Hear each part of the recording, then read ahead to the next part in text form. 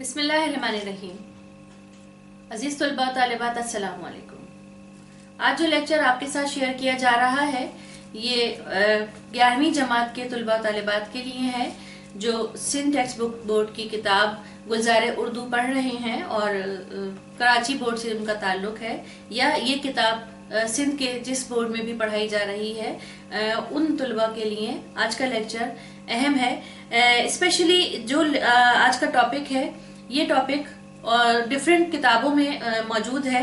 जो खतूत आज मैं पढ़ा रही हूँ, खतूत गालिब आज हमारा टॉपिक है, और खतूत गालिब के हवाले से ये जो दो ख़त हैं ये और मुख्तलिफ किताबों में भी सिलेबस में मौजूद हैं। लिहाजा ये सिर्फ कराची बोर्ड से ताल्लुक़ रखने वाले तलबा तालिबात के लिए अहम नहीं है, बल्कि गालिब के ये दो ख़त जिन भी किताबों में मौजूद हैं और तलबा वो पढ़ रहे हैं तो ये उन सब के लिए मुफीद है। और खतूत गालिब के हवाले से अगर किसी को मालूमात चाहिए तो वो इस लेक्चर से इस्तेफादा ले सकते हैं। अब हम अपने टॉपिक की तरफ आते हैं।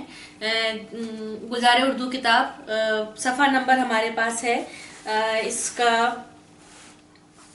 81, पेज है 81 और 82 और 83। इन 3 सफ़ात पे गालिब के 2 खतूत आपके निसाब में शामिल हैं। और पहला ख़त है मीर मेहदी मजरूह के नाम और दूसरा ख़त है यूसुफ मिर्ज़ा के नाम। हम इन दोनों खतूत पे बात करेंगे, लेकिन उससे पहले मिर्ज़ा गालिब की खतूत निगारी पे बात की जाए। गालिब जिस तरह से एक मुनफरिद शायर की हैसियत से पहचाने जाते हैं, उसी तरह से गालिब एक मुनफरिद खतूत निगार या नसर निगार भी हम उन्हें कहेंगे की हैसियत से उन्होंने अपने आप को मनवाया। किताबों में गालिब के बारे में जहाँ पे उनकी खतूत निगारी का जिक्र किया जाता है तो वहाँ पे उनको न सिर्फ अजीम शायर माना जाता है, बल्कि उनके मखसूस और मुनफरिद और जदीद खतूत निगारी की वजह से उनको एक मायनाज खतूत निगार का मर्तबा भी मिलता है और उनको खतूत निगारी का मुजिद भी कहा जाता है। गालिब की खतूत निगारी में बेतकल्लुफ़ी है, सादगी है, इख्तिसार है, जामियत है, जुज़ियात निगारी है उनकी खतूत निगारी में, नुक्ता निगारी है, मुख्तलिफ असालीब उन्होंने बड़ी महारत के साथ बयान किए हैं। उन्हें अपनी सवाने हयात और अपने ज़माने की तारीख़ बताने वाले का दर्जा हासिल है। उन्होंने खतूत निगारी में जो मौज़ूआत उठाए हैं, जिस तरह से उन्होंने बात की है, तो वो अपने उस वक्त के हालात भी बड़े दिलफरेब अंदाज में बयान कर रहे हैं। ये उनके ज़ाती खतूत हैं जिनके ज़रिए हमें उस वक्त के हालात भी बड़ी उनके अपने हालात और उस वक्त के हालात, सियासी हालात भी हमें बड़ी खूबी से पता चल रहे हैं। जब हम इन दोनों खतूत पे बात करेंगे तो उनके ऊपर तफसील से बात करते हैं। साथ ही साथ वो एक मुनफरिद दानिश्वर हैं जिनके खतूत उर्दू नसर में एक नया तजुर्बा है और नक्शे अव्वल उन्होंने नसर में नक्शे अव्वल रखा है। उन्होंने अपने इस मौक़िफ़ को सच कर दिखाया है कि उनकी खतूत निगारी शायरी की तरह उनके दावे की सच्चाई पेश करती है कि उन्होंने मरासिल को मुकालमा बना दिया है। इसके अलावा अगर हम उनकी मरासिला निगारी की बात करें तो यहाँ पे एक नक्काद का ये जुमला काफ़ी है कि गालिब अला कुल्ले गालिब, यानी गालिब सब पर गालिब हैं। गालिब शायरी के अलावा मरासिला निगार हैं और इन्होंने अपने दोनों फ़नून को दुनिया से मनवाया है। इनके जैसा ना ही कोई शायर पैदा हुआ और ना ही गालिब को किसी ने मरासिला निगारी में मात दी। उनके आगे बढ़कर काम करने की आज तक कोई कोशिश या जुर्रत नहीं कर सका। हम यहाँ पे बात करते हैं गालिब के अगर खतूत के हवाले से, तो सिलेबस में गालिब के खतूत पढ़ाए जा रहे हैं, लेकिन जब आपको एग्ज़ाम में खतूत के हवाले से सवाल दिया जाता है और ये अहम होता है, ज़रूर खतूत के हवाले से गालिब या इकबाल खतूत के हवाले से ज़रूर कोई ना कोई सवाल ज़रूर आता है, लिहाजा इस चीज़ को ज़रूर अपने पास नोट कीजिएगा कि जब इक़्तिबास की तशरीह जब आपसे करवाई जाती है तो, और आपके पास 2 से 3 ऑप्शंस होते हैं, तो उसमें खुतूत का ऑप्शन 90% एक जो इक़्तिबास है वो गालिब या इकबाल के खुतूत में से ज़रूर होता है, लिहाजा इनको ज़रूर पढ़ा कीजिए। ये जो चैप्टर हैं ये इक़्तिबास के हवाले से आपके एग्ज़ाम में अहम है, और आपको इनके जो पैराग्राफ मैं अभी आपको बताऊंगी कि कौन से इक़्तिबास के लिए आते हैं, आपको इनके वो पैराग्राफ अपने पास नोट करने हैं। अच्छा जी, इक़्तिबास की हम जब तशरीह करते हैं तो उसमें पैटर्न ये हमारा यही होता है कि आपने ये पहचान लिया कि आपको ये गालिब के खुतूत में से है, तो आपने यहाँ पे हवाला मकतूब लिखना होता है, हेडिंग लिखी हवाला मकतूब, और वहां पे आपने नाम लिख दिया सबक का खुतूत गालिब। उसके बाद मकतूब निगार, कौन खत लिख रहा है, तो यकीनन मिर्जा असदुल्ला खान गालिब, आपने वहां पे उनका नाम लिखा।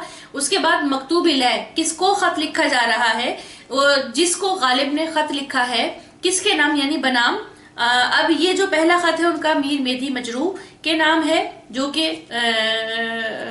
उनका नाम उसके ऊपर तहरीर है पहले खत के साथ ही, आपने उनका नाम लिख दिया। उसके बाद तारुफ मरासला निगार, जो भी मैंने आपको गालिब का तारुफ बताया वो आपने मरासला निगार के तारुफ में गालिब बहैसियत गालिब मरासला निगार, गालिब बहैसियत मरासला निगार आपने वो लिखना है। और उसके बाद आपने जो इक़्तिबास आपने वहाँ पेपर से सिलेक्ट किया है उस इक़्तिबास का या तो आपने वो नंबर वहाँ पे लिखना है या वो पैराग्राफ आप उस पर नोट कीजिए, बेहतर है आप वो नंबर आप सही लिखिए, और उसके बाद आपने डायरेक्ट तशरीह करनी है। इक़्तिबास की तशरीह में आपको यही जो हेडिंग्स हैं ये आपको यही पैटर्न आपको फॉलो करना होता है। अब अगर हम पहले हम शेर उसकी तरफ आए, पेज नंबर 81 पे गालिब का खत है बनाम मीर मेदी मजरू, और ये सैयद साहब कहकर इनको मुखातिब कर रहे हैं। तो यहाँ पे गालिब के इस खत में हमें 3 इक़्तिबास 3 पैराग्राफ ऐसे अहम मिल रहे हैं, 3 इक़्तिबासात हमें मिल रहे हैं कि जो पेपर के हवाले से अहम है, आप उनको नोट कीजिए। तो जब हम खत की शुरुआत होती है, तुम्हारे खत के आने से वो खुशी हुई, ये पहला पैराग्राफ ही, पहली लाइन ही, यहीं से ही पहला इक़्तिबास आपका शुरू होता है। और तकरीबन 5 लाइन्स नीचे आप आएंगे तो आपको यहाँ पे ये इक़्तिबास पहला ख़त्म हो रहा है कि फिर भी कहना पड़ता है कि रुपए गए बला से आबरू बची, यहाँ तक ये आपका पहला इक़्तिबास हुआ।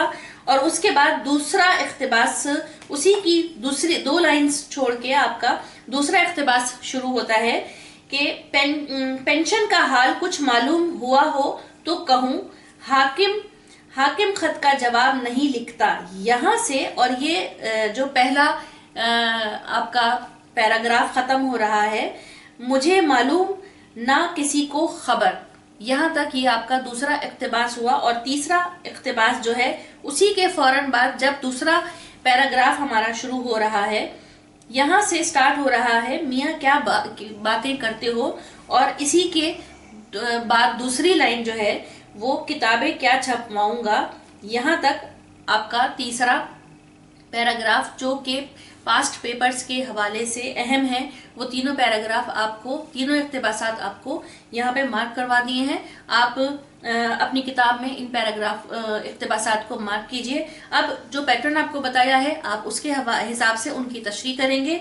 अब तशरीह क्या है कि ये जो पहला खत है बनाम मीर मेदी मजरू, मिर्ज़ा असदुल्ला खान गालिब ने जो तहरीर किया है, इस खत में गालिब खत की इब्तिदा करते हैं और उसमें बड़ी खुशी का इजहार करते हैं। खुशी क्या है कि दोस्त का खत आया है और वो उस खत को पढ़ के जो खुशी महसूस करते हैं, जिस वक्त वो उस खत का जवाब लिख रहे हैं, ये खत का जवाब है, जिस वक्त वो जवाब लिख रहे हैं तो वो उस खुशी को उस जवाब में बयान कर रहे हैं कि जैसे ही मुझे तुम्हारा खत मिला, मुझे उसको पढ़कर ऐसी खुशी हुई, उसको पाकर ऐसी खुशी हुई जैसे मेरा दोस्त मेरे रूबरू हो और मैं उससे अपने दिल की बात कर रहा हूँ। यहाँ पे पूरे खत को पढ़कर ऐसा अंदाजा होता है कि ये गालिब के बहुत करीबी दोस्त हैं, और गालिब ऐसे करीबी दोस्त हैं जो अपने दिल की बात उनसे करते हैं, जिनसे वो हर तरह की अपनी बात करते हैं, जो उनके तमाम हालात से वाकिफ़ हैं, जो उनकी जहनी कैफियत, दिली कैफियत, जज्बात से वाकिफ़ हैं, जो उनके माली हालात से भी बहुत अच्छी तरह से वाकिफ़ हैं। लिहाजा गालिब ने इस ख़त में वो तमाम बातों का जिक्र किया है जो एक दोस्त दूर है, और ख़त लिख के उसको वो अपने दिल की तमाम बातें कह के अपना दिल हल्का कर रहे हैं। उन तमाम बातों का इसके अंदर जिक्र है। ठीक है, पहला अहम जो इसमें अहम बात है वो यही है कि गालिब ने इस ख़त की इब्तिदा ही इतनी पुरजोश अंदाज में की है कि एक दोस्त के साथ जैसे जोश से मिलते हैं, मोहब्बत से मिलते हैं, ख़त में भी उन्होंने जब ख़त की इब्तिदा की है तो उसी मोहब्बत और जज्बे का और जोश का इजहार किया है कि अगर वो दोस्त भी पढ़ेगा तो जैसे ही वो ये लाइंस पढ़ेगा उसके चेहरे पे मुस्कुराहट आएगी। फिर उसके इस ख़त के अंदर जो दूसरी अहम बात है, और हमारा पहला इक़्तिबास जो मैंने आपको मार्क कराया है, ये तमाम बातें आपने इक़्तिबास की तशरीह जब आप लिखेंगे तो ये जो मैं भी आपको पॉइंट्स बता रही हूँ ये पहले इक़्तिबास की तशरीह के हवाले से भी अहम है, और इस ख़त को जब हम समझ रहे हैं तो हम उसको उस तमाम पॉइंट्स को उस ख़त के समझने में भी हमें मदद मिल रही है। अब यहाँ पे ये अपने दिल की बातें कर रहे हैं अपने दोस्त के साथ। वो क्या बातें हैं कि पहले तो दोस्त के ख़त को पाकर जो खुशी हुई वो, और फिर उसके बाद फौरन ही वो उस वक्त के जो सियासी हालात हैं, दिल्ली का जो हाल है, जो उस वक्त के जुल्म और सितम है अंग्रेज़ों के मुसलमानों के ऊपर, वो तमाम उनका वो जिक्र करते हैं। और वो गदर की नाकामी के बाद जो अंग्रेज़ों ने मुसलमानों के ऊपर अपने पंजे गाड़े और मुसलमानों को तकलीफ पहुंचाई, किस तकलीफ से वो गुजर रहे थे, उस पूरे कर्ब का बयान इस ख़त के उन चंद सुतूर में हमें मिल रहा है कि किस तरह से उस वक्त वो लोग ज़िंदगी बसर कर रहे थे। उन अल्फाज में वो दुख और तकलीफ है, उन अल्फाज में वो कर्ब है, वो बयान में वो तकलीफ हम महसूस कर रहे हैं।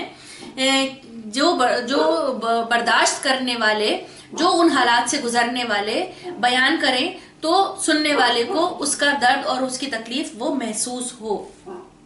अंग्रेज़ों के जुल्म और सितम उन्होंने बताया कि बहुत ज़्यादा बढ़ गए हैं। ऐसे हालात में खुशी नाम को नहीं है। खुश हों भी तो किस बात पे हों, क्योंकि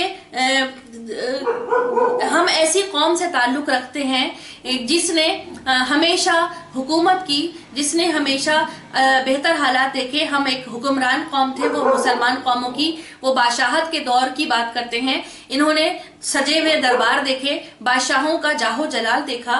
गालिब ने वो तमाम वक्त देखा बादशाहों का जिस वक्त मुसलमान उस दौर में हुकूमत कर रहे थे। उसके बाद आहिस्ता आहिस्ता जो हालात बर्बाद होते रहे, ये उसके भी चश्मदीद गवाह हैं। और ये उन दोनों हालात को, उन दोनों सिचुएशंस को महसूस करते हुए अपने दोस्त से कहते हैं। और ये जो अल्फाज हैं ये बड़े इस ख़त में अहम हैं कि ये दुआ करते हैं कि खुदा किसी कौम को उरूज के बाद जवाल ना दे और हुक्मरानी के बाद गुलामी या महकूमी का सामना ना करना पड़े। ये बड़ी तकलीफ दे बात होती है, ये बड़ी कर्ब की बात होती है। अब ये जहाँ पे रह रहे हैं, ये वहाँ के हालात अपने दोस्त को किस तकलीफ से बयान कर रहे हैं कि दोस्त को अंदाज़ा हो गया कि मेरा जो दोस्त है, मेरा करीबी अजीज है, वो किस तकलीफ में है। ठीक है, यहाँ पे वो तसल्ली दे रहे हैं कि अगर नाम उन्होंने इस्तेमाल किया है सरफराज हुसैन। ठीक है, इसके सरफराज हुसैन को 250 रुपए जुर्माना अदायगी के बाद अंग्रेज के जुल्म और सितम से छुटकारा मिल जाए तो गनीमत है, क्योंकि दौलत तो हाथ का मैल है। आबरू बच गई, ये शुक्र अदा करने की बात है। अब बात बात पे इस बात से हमें अंदाजा होता है कि अंग्रेज जो है वो ना सिर्फ जिस्मानी अजियतें तकलीफें दे रहे थे, ना सिर्फ जहनी अजियत दे रहे थे, बल्कि वो बहाने बहाने से मुसलमानों को जुर्माने कर रहे थे, उनको पकड़ रहे थे, उनको कैद में डाल रहे थे। मुसलमानों की जो हालत थी वो बद से बदतर होती जा रही थी। इस पहले इक्तिबास में भी हमें पता चल रहा और इस खत से भी हमें ये अंदाजा हो रहा है कि उस वक्त दिल्ली के हालात सही नहीं थे। अब इक्तिबास जो दूसरा मैंने आपको मार्क करवाया है इसी खत का, वो जो है वो ये बयान करता है कि ये अपनी पेंशन की बात करते हैं। यकीनन इनसे इनके दोस्त ने जिस वक्त उन्होंने उनको खत लिखा तो पेंशन की बात की होगी, और ये अब उसका जवाब देते हैं कि पेंशन के सिलसिले में हुक्काम की जानिब से कोई हुक्म मौसूल नहीं हुआ। दरख्वास्त पर हुक्काम के रद्द अमल के बारे में जब पूछ गछ करता हूँ तो वो भी कोई वाज़ेह जवाब नहीं देते। केस किस मरहले में है ये पता नहीं चलता। अब ये बात ये बयान कर रहे हैं कि जो केस इनका चल रहा है वो बस दफ्तरी कागजात में सिर्फ केस चल रहा है, मुझे कुछ समझ नहीं आ रहा कि मेरी पेंशन जो है वो मुझे मिलेगी भी या नहीं। ये सिर्फ अपनी भागदौड़ कर रहे हैं, लेकिन पैसों के मामले में या आसूदगी नहीं है। परेशानियां जो है वो इनके ऊपर बढ़ती जा रही हैं। फाइनेंशियली इनके जो हालात हैं वो बद से बदतर हो रहे हैं। ये अपने दोस्त को बता रहे हैं जिसने पूछा होगा कि पेंशन का सिलसिला तुम्हारा जारी हुआ या नहीं हुआ, तो जवाब में इन्होंने इनकार किया। अब हमारा इसी खत के हवाले से तीसरा इक्तिबास जो मैंने आपको मार्क कराया है वो, और इस खत के अहम जो पॉइंट्स हैं उसके हवाले से अगर हम बात करें तो यहाँ पे हमें पता चलता है कि यहाँ पे इनका जो दावा है कि मैंने मुकालमे को मरासिले को मुकालमा बनाया है वो हमें नजर आता है।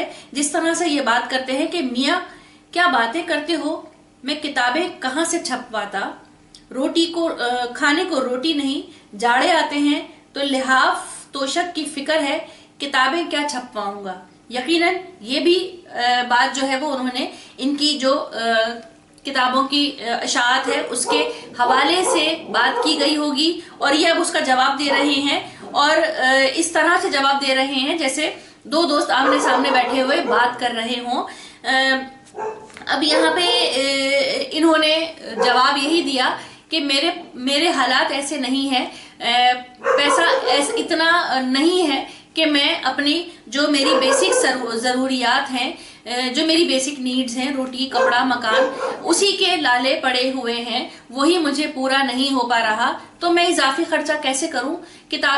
किताबों की अशात एक महंगा काम है, एक महंगा शौक है जो मेरे बस की बात नहीं है, मैं ये काम नहीं कर सकता। ठीक है, अच्छा जी। उसके बाद अगर हम यहाँ पे बात करें कि इनकी जो ये सुतूर हैं, इन सुतूर में गालिब जिसे अजीम और बेनज़ीर शायर कहा जाता है, उनकी दानिश्वर वो ये हालात बताते हैं कि एक दानिश्वर, एक मुसन्निफ किस कदर वो अपनी हालात से परेशान होता है, फाइनेंशियली तौर पे या गुर्बत का जो वो इजहार कर रहे हैं, तो वो सबकी नुमाइंदगी कर रहे हैं कि एक लिखने वाला, तख्लीक करने वाला, अगर उसके पास उसकी ज़रूरियात, ज़िंदगी की ज़रूरियात पूरे करने के लिए ही पैसे ना हो, तो वो किस तरह से अपने जहन को आज़ाद छोड़े और वो नया काम तख्लीक करे। अगर उसको वो उन तमाम फिक्रों से आज़ाद कर दिया जाए जो कि ज़िंदगी की ज़रूरियात हैं, रोटी खाना कपड़ा मकान, ये तमाम ज़रूरियात से अगर उसको आज़ाद कर दिया जाए, उसको वजीफ़ा मुकर्रर कर दिया जाए, तो वो बेहतर तौर पर जो उसका काम है, जो उसकी तख्लीक़ात हैं, वो उसके ऊपर बेहतर तौर पे काम कर सकता है। यहाँ पे थोड़ा सा मैं एक बात कहूँगी कि आप लोगों को बैकग्राउंड में डॉग्स की आवाज़ आती होगी, ये मेरे ही घर से आती हैं, और जिस वक्त मैं बोलना शुरू होती हूँ तो उस वक्त वो समझते हैं मैं उनसे बात कर रही हूँ, लिहाजा उनको आवाज़ जाती है, तो इसके लिए माजरत है, इसका मैं कुछ नहीं कर सकती। अच्छा जी, आप लोगों को इसके साथ ही मैनेज करना होगा। अच्छा जी, ये हमारे जो चौथा इसका इक्तबास एक और है, जो कि पेज नंबर 81 पे आपको 3 इक्तबासात मैंने दिए, और चौथा इक्तबास है पेज 82 पे। इसका जो पैराग्राफ है, जो आखिर जहाँ पे खत ख़त्म हो रहा है, ये वहाँ पे आखिर की 4 लाइनें हैं कि अहले खिता का हाल अज़रूए तफसील मुझको क्यों कर मालूम हो, यहाँ से लेकर और ख़त के इख्तिताम तक ये आपका चौथा इक्तबास है। पहले ख़त के 4 इक्तबासात हैं, और चौथा इक्तबास जो है वो ये हमें ये पता चल रहा है कि ऐसा महसूस होता है कि मिर्ज़ा गालिब से दिल्ली के हालात के बारे में अगर पूछा गया है, तो जब उन्होंने जवाब में उस वक्त के हालात, जो दिल्ली के हालात चल रहे थे, शुरुआत जिस मौजू पे हुई, ख़त का इख्तिताम भी उसी मौजू पे हो रहा है, और वो ये कहते हैं कि कुछ नहीं पता कि आगे क्या बात हो, कुछ नहीं पता कि किस तरह से मुसलमानों के साथ सलूक किया जाए। अंग्रेज जो जुल्म सितम ढा रहे हैं, क्या ये ख़त्म भी होगा या हमारी जानें ख़त्म हो जाएंगी और ये जुल्म ख़त्म नहीं होगा। तो ये जो था, ये एक दोस्त के नाम ख़त था, जिसमें उन्होंने दोस्त के ख़त आने की खुशी का इजहार किया, जिसमें उन्होंने अपने पेंशन का जिक्र किया, जिसमें उन्होंने दिल्ली के हालात का, अंग्रेज़ों के जुल्म सितम का, मुसलमानों की कमज़ोरी का, मुसलमानों की बेबसी का जिक्र किया, ये तमाम चीज़ें, और जिसमें उन्होंने एक अहम बात जो कही, वो सरफराज हुसैन को 250 रुपये जुर्माना। ये जो एक अहम बात थी, ये इस ख़त का मौजू रहे कि बेशक पैसे चले गए, लेकिन इज्जत आबरू बच गई। ये जो 5 चीज़ें हैं, ये इस ख़त में अहम हैं, इसको आप अपने पास नोट कीजिए। अब हम आते हैं इनके दूसरे ख़त की तरफ, जो कि बनाम यूसुफ मिर्ज़ा। ये एक ताज़ियती ख़त है, दूसरा ख़त, और इस दूसरे ख़त में हमें जो इक़्तिबासात मिल रहे हैं वो 3 इक़्तिबासात हैं। पहला जो है वो ख़त के शुरू होते ही जो पहली ख़त की शुरुआत है, वो पहला पैराग्राफ, इसका पहला इक़्तिबास है। शुरू हो रहा है कि क्यों कर तुझको लिखूं कि तेरा बाप मर गया, और अगर लिखूं तो फिर आगे क्या लिखूं। यहाँ से लेकर जो पैराग्राफ ख़त्म हो रहा है, कहूँगा यूसुफ मिर्ज़ा को, यहाँ तक ये पहला इक़्तिबास है। और इसी के फ़ौरन बाद दूसरा पैराग्राफ जहाँ से शुरू हो रहा है, तो आपका दूसरा इक़्तिबास भी वहीं से शुरू हो रहा है कि तुम्हारी दादी लिखती हैं कि रिहाई का हुक्म हो चुका था। यहाँ से लेकर और इसी दूसरे पैराग्राफ के इख्तिताम पर आपका दूसरा इक़्तिबास ख़त्म हो रहा है, और तीसरा इक़्तिबास तीसरे पैराग्राफ से स्टार्ट होकर और तकरीबन 5-6 लाइंस नीचे आप आएंगे तीसरे पैराग्राफ की, इस तरह रिहाई मुमकिन नहीं, यहाँ तक आपका तीसरा पैराग्राफ इक़्तिबास जो है वो ख़त्म होता है। लेकिन ख़त इसके आगे भी है। मतलब क्या हुआ कि शुरू से लेकर हमारे 3 पैराग्राफ के दरमियान तक ये अहम बातें, यहाँ पे तमाम इस ख़त की अहम बातें कह दी गई हैं, जो कि आपके अहम इक़्तिबासात में शामिल हैं। मिर्ज़ा गालिब के खतूत के पहले ख़त के 4 इक़्तिबासात और दूसरे ख़त के 3 इक़्तिबासात आपको नोट करवा दिए हैं। अब इस ख़त में जो अहम बातें कही गई हैं, वो सबसे बड़ी बात यही है कि ये एक ताज़ियती ख़त है, जो कि बनाम यूसुफ मिर्ज़ा लिखा गया। यूसुफ मिर्ज़ा के वालिद मीर नसीर जो हैं, उनकी वफ़ात हो गई है। वो जो हैं उनके यूसुफ मिर्ज़ा के वालिद अंग्रेज़ दुश्मनी के इल्ज़ाम में कैद हो गए थे, और वहीं पे ही वो शदीद अलील हो गए। अंग्रेज़ ने उनको रिहाई का हुक्म दिया, लेकिन अदालत इतनी उनकी शदीद थी कि वो रिहा होने से कबल ही रहलत फरमा गए। और यही जब इत्तला उनको गालिब को बज़रिया ख़त मौसूल हुई, तो इन्होंने ताज़ियती ख़त का जवाब लिखा फ़ौरन ही, और उसमें उन्होंने जो अहम बातें कही हैं, जैसे कि ख़त की शुरुआत में ही बता दिया कि कैसे लिखूं, कैसे ताज़ियत करूं कि तुम्हारा बाप मर गया, कैसे किसी को बताऊं, तसल्ली दूं जिसका करीबी चला गया, जो गम से बेहाल है। ये तमाम का तमाम गम जो है वो उन अल्फाज में नज़र आ रहा है कि जिस तरह से ये किसी को तसल्ली दे रहे हैं और वो गम में मुब्तला है, तो इन्होंने अपने अल्फाज में वो तमाम गम اپنے اندر کا غم یا اس کا غم جو ہے وہ ان الفاظ میں پیش کیا ہے کہ پڑھنے والے کو تسلی بھی ہو کہ یہ میرے غم میں برابر کا شریک ہے۔ یہی ایسا ایک تعزیتی خط تھا جس میں وہ تسلی دے بھی رہے ہیں اور یہ بھی کہہ رہے ہیں کہ کس منہ سے تمہیں تسلی دوں، جس کے اوپر پہاڑ ٹوٹ گیا ہو غم کا، جس کا باپ اس سے رخصت ہو گیا ہو، جس کا باپ کا آخری وقت اس کے ساتھ نہ گزرا ہو، قید میں گزرا ہو، وہ آخری وقت میں بیمار ہو اور اس کو اس کے باپ کی خدمت کرنے کا موقع نہ ملے، میں کیسے اس کا غم بانٹوں، میں کیسے اس بیٹے کا غم بانٹوں، کیسے اس بیٹے کے آنسو پوچھوں کہ جو آخر وقت میں اپنے باپ کی خدمت بھی نہ کر سکا اور وہ اب غم سے بے حال ہے، تو میں کس منہ سے اس کے غم کو کم کرنے کے لیے کہ کون سے الفاظ لاؤں کہ وہ اس کو تسلی ہو۔ اور ایسا کیوں، یہ رواج کیوں ہے؟ دنیا لوگوں کے دکھوں کو سمجھتے ہوئے انہیں تسلی کیوں نہیں دیتی؟ یہ کیوں اتنی آسانی سے کہہ دیتی ہے کہ بھول جاؤ یا صبر کرو؟ صبر کوئی کیسے کرے کہ جس کا دل پھٹا جا رہا ہو، وہ صبر کیسے کرے؟ ٹھیک ہے، یہاں پہ تمام جو باتیں ہیں وہ صرف اور صرف باتیں تعزیت کے حوالے سے ہی ہیں۔ اس کے علاوہ وہ یہ کہتے ہیں کہ والد کا ان کے جب انتقال ہوا تو پھر وہ یہ بھی اس میں ذکر کر رہے ہیں کہ میں اس بیٹے کو کیسے تسلی دوں جس کے والد کا انتقال ہوا ہے اور کچھ عرصہ پہلے اس کا اپنا بیٹا بھی اس جہاں سے رخصت ہوا ہے، یعنی یوسف مرزا کا اپنا بیٹا ان کا انتقال ہوا اور یوسف مرزا کے والد کا۔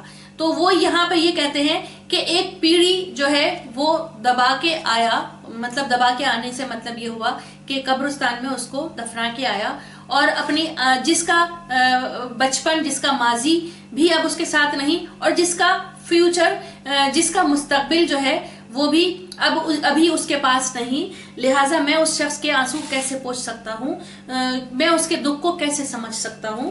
یہ ہے بنام یوسف مرزا یہ خط۔ اب یہاں پہ وہ یہ بھی کہتے ہیں کہ تمہارے والد کی وفات کے بعد انگریز نے ان کی پینشن کا سلسلہ شروع کیا۔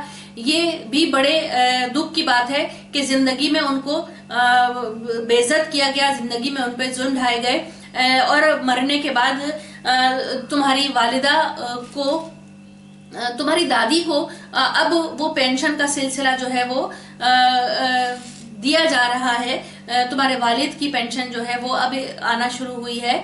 تو یہ بھی افسوسناک بات ہے کہ جس چیز کی ضرورت زندگی میں تھی وہ ان کے مرنے کے بعد مل رہی ہے۔ اس چیز کے اوپر بھی وہ افسردہ ہیں، افسوس کرتے ہیں کہ یہ کیسا سلسلہ ہے، یہ کیسی باتیں ہیں کہ جو کہ انگریز جو ہیں وہ ظلم ڈھانے کا بہانہ سوچتے ہیں اور ہمارے اپنے ہم سے جدا ہو رہے ہیں اور بے آبرو ہو رہے ہیں اور ہم کچھ نہیں کر سکتے۔ یہاں پر بھی وہ یہی بات کہتے ہیں کہ ایسا محسوس ہوتا ہے غالب جو ہیں وہ دہلی کے حالات پہ بھی بات کرتے ہیں اس خط میں بھی اور اپنے حالات پہ بھی بات کرتے ہیں کہ میں زمانے یا دنیا کا یہ دستور جو ہے وہ لوگوں کو صبر کی تلقین کرتے ہیں اور اس صبر میں وہ بھول جاتے ہیں کہ جو غم میں مبتلا ہے اس کا کیا حال ہے۔ ٹھیک ہے، اب ہم اگر ان کے تیسرے اقتباس کی طرف آئیں، آخری اقتباس کی طرف آئیں، تو یہاں پہ مصطفیٰ خان کی رہائی، یہ ہمارے پاس پیج نمبر 83 پہ آپ کو یہ پیراگراف ملے گا، پیج نمبر 83 پہ، کہ مصطفیٰ خان کی رہائی کا حکم ہوا۔ اب یہاں مصطفیٰ خان کون ہے؟ وہ یقیناً ان کے ایک اور دوست ہیں جن کے بارے میں ان کو یہ پتا چلا ہے کہ انگریز کی قید میں وہ قید ہیں۔ یہ ایک اہم بات ہے، وہ قید ہیں اور ان کے بارے میں یہ سنا گیا ہے کہ انگریز انہیں آزاد کر رہی ہے اس شرط پہ کہ وہ اپنا مذہب چھوڑ دیں۔ اب یہاں پہ یہ کیا کہتے ہیں کہ ہاں، مصطفیٰ خان کی رہائی کا حکم ہوا مگر پینشن ضبط۔ اب ان کو پینشن نہیں ملے گی، رہا کر دیا جائے گا۔ ہر چند اس پرسش سے کچھ حاصل نہیں، لیکن بہت عجیب بات سننے کو آئی ہے کہ تمہارے خیال میں جو کچھ آئے گا وہ مجھ کو لکھو۔ دوسرا امر یعنی تبدیل مذہب کا سنا، علی کا غلام کبھی مرتد نہ ہوگا۔ یہ جو لفظ ہیں یہاں پہ، یہی میں ڈھونڈ رہی تھی ابھی، علی کا غلام کبھی مرتد نہ ہوگا۔ یہ انہوں نے بڑے محبت اور عقیدت سے بات کہی ہے کہ جس نے ایک بار کلمہ پڑھ لیا، جس نے ایک بار اپنی زندگی دین اسلام کے لیے گزار دی، اسلام کے اوپر گزار دی، وہ کبھی بھی اپنے آپ کو صرف اس لیے کہ اس کو آزاد کر دیا جائے وہ کبھی بھی تبدیل نہیں ہوگا۔ یہ یقیناً آزادی، غلامی سے آزادی پانے کے لیے مصطفیٰ خان کا کوئی ایک حربہ ہوگا، لیکن وہ کتنا ہی کچھ حربہ آزما لے، انگریز بھی اگر سمجھ جائے گا کہ یہ ان سے جھوٹ بول رہا ہے تو وہ ان کو آزاد نہیں کرے گا۔ اگر یہ بات سچ ہے تو مجھے ضرور بتانا، جواب سے مطلع کرنا۔ یہاں پہ یہ اپنے اس پوری بات کا ذکر کرتے ہیں، ٹھیک ہے۔ وہ یہ بھی کہتے ہیں کہ غالب کہتے ہیں کہ جب مذہبی عقائد انسان کے دل میں پختہ ہو جائیں تو وہ انہیں ترک نہیں کر سکتا، اور اگر یہ فرض بھی کر لیا جائے کہ مصطفیٰ خان اپنے طور پر سمجھ بیٹھے ہیں کہ وہ مذہب اسلام کو ترک کر چکے ہیں تو یہ ان کی خام خیالی ہے۔ اس طرح یہ انگریز کو یقین ہو سکتا ہے کہ وہ سچ بول رہے ہیں، اور نہ خود ان کا اپنا ضمیر اس معاملے میں ان کا ساتھی بن سکتا تھا۔ عقیدہ بدلنے کے بعد منکر کی زندگی تو وہ اختیار کر سکتے ہیں، لیکن آخری نجات کا باعث وہ ان کے لیے نہیں ہوگی۔ اللہ کرے کہ یہ تمام باتیں جھوٹی ہوں اور افواہ ہوں، ایسا کچھ نہ ہو۔ اب یہ گمان کر رہے ہیں، یہاں پہ ہمیں یہ بات بڑی اچھی طرح سمجھ آتی ہے کہ غالب کے اندر جس طرح سے انہوں نے یہ بات کہی کہ جس نے علی کی غلامی کر لی، تو غالب کے اندر بھی علی کا غلام موجود تھا، اور غالب بھی بہت ان کے اشعار سے بھی ہمیں مختلف اشعار سے بھی پتہ چلتا ہے کہ انہیں دین کے معاملے میں ان کا دل جو تھا وہ دین کی قریب تھا، محبت میں گرفتار تھا، دین کی محبت میں گرفتار تھا۔ یہ تو ہو گئے غالب کے خطوط غالب، جو دونوں خطوط تھے اس کے اقتباسات، اس کا پیٹرن آپ کو بتایا۔ 7 اقتباسات دونوں خطوط کے ملا کے وہ آپ کو مارک کروا دیے گئے، آپ کو سمجھا دیے گئے دونوں خطوط کے دونوں خطوط جو ہیں وہ ایک تعزیتی خط ہے، اور ایک دوست کو انہوں نے اپنے دل کا حال بیان کیا ہے، حالات بیان کیے ہیں۔ یہ تمام جو دونوں خطوط ہیں یہ آپ اپنے پاس نوٹ کیجئے۔ خطوط غالب کے حوالے سے اس لیکچر کو میں کمپلیٹ اس وقت کرتی ہوں کہ جب میں آپ کو اس کے معروضی سوالات بھی لکھوا دوں، لہٰذا آپ اس چیپٹر کے حوالے سے، یہ اہم ہے اس وجہ سے، خطوط غالب کے حوالے سے میں آپ کو جو میرے پاس لکھے ہوئے ہیں وہ میں آپ کو بتاتی ہوں، اور آپ اپنے پاس اس کو نوٹ کیجئے گا کہ خطوط غالب کے حوالے سے کون کون سے معروضی سوالات آ سکتے ہیں۔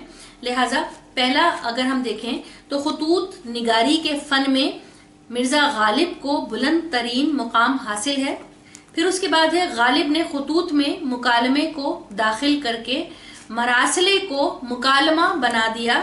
پھر ہے غالب کے 2 خطوط ہمارے نصاب میں شامل ہیں، ایک میر مہدی مجروح کے نام، اور دوسرا، یہ دونوں آپ کو خالی جگہ ہیں، اور دوسرا جو ہے وہ یوسف مرزا کے نام آپ نے یہ لکھنا ہے۔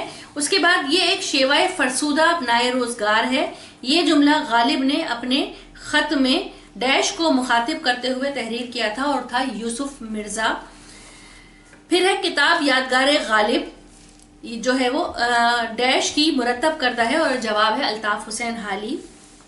مولانا الطاف حسین حالی کی کتاب یادگار غالب میں حالی نے غالب کے خطوط کو جمع کیا ہے۔ پھر ہے مرزا غالب کا شمار ان کی خطوط نگاری کی وجہ سے اردو ادب کے نثر نگاروں میں بھی کیا جاتا ہے۔ مرزا غالب کا مزار شہر دلی میں واقع ہے۔ پھر ہے غالب اردو ادب کا وہ واحد شاعر ہے جس پر فلم اور ڈرامے بھی بنائے گئے۔ اب میرے خیال سے واحد شاعر تو نہیں ہوں گے یقیناً، اور بھی شعراء پہ فلمیں اور ڈرامے بنی ہیں، جیسے مرزا رفیع سودا پہ بھی بنا ہے، میر تقی میر پہ بھی ڈرامے بنے ہیں، لہٰذا اس میں واحد کا لفظ ہٹا کے آپ ڈرامے اور فلم کا لفظ استعمال کر سکتے ہیں۔ مرزا غالب 1797 میں پیدا ہوئے۔ پھر ہے غالب کس مغل بادشاہ کے استاد تھے، تو یہاں پہ آخری مغل بادشاہ بہادر شاہ ظفر کا نام آئے گا۔ اس کے بعد ہے عود ہندی غالب کی وفات سے کتنے عرصے قبل شائع ہوئی، تو غالب کی وفات سے 6 ماہ قبل شائع ہوئی۔ اس کے بعد ہے حال ہی کی کوششوں سے غالب کے کون سے خطوط شائع ہوئے، تو یہاں پہ ہے اردو معلیٰ۔ اب یہاں پہ ہمیں بات پتہ چلی کہ عود ہندی اور اردو معلیٰ یہ دونوں غالب کے خطوط کے مجموعے ہیں، ٹھیک ہے۔ یہاں پہ اب یہ آپ ایک اپنے پاس اور ایڈ کر لیجئے گا یہی۔ پھر ہے غالب نے نثر میں پہلی بار شخصی اسلوب کو داخل کیا۔ پھر ہے غالب کا انتقال 1869 میں ہوا، اور ہے غالب نسلاً ترک تھے، ٹھیک ہے۔ غالب ہندوستان میں رہنے والے تھے، لیکن جو ان کی نسل ہے ان کے آباء و اجداد کا تعلق ترک سے تھا۔ یہ غالب خطوط غالب سے متعلق مکمل آپ کے پاس لیکچر آ گیا۔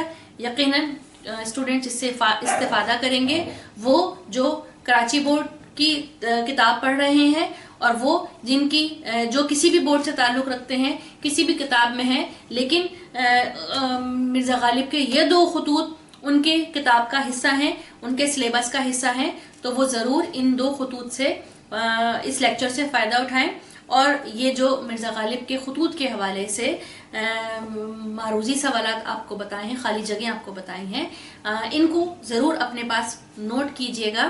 اب آپ ہمارے دوسرے لیکچر کا انتظار کیجئے، اور اس دوران اگر کوئی ٹاپک آپ سمجھنا چاہتے ہیں تو آپ مکمل تفصیلات کے ساتھ ٹاپک کا نام، اپنی کلاس، اپنا بورڈ، جو کتاب کا نام ہے، وہ سب آپ ہمیں میسج کر دیجئے، تو کوشش کریں گے کہ ہم آپ کا جو بھی مطلوبہ موضوع ہے اس پر آپ کو لیکچر ضرور شیئر کریں۔ اب ہمیں اجازت دیجئے، اللہ حافظ۔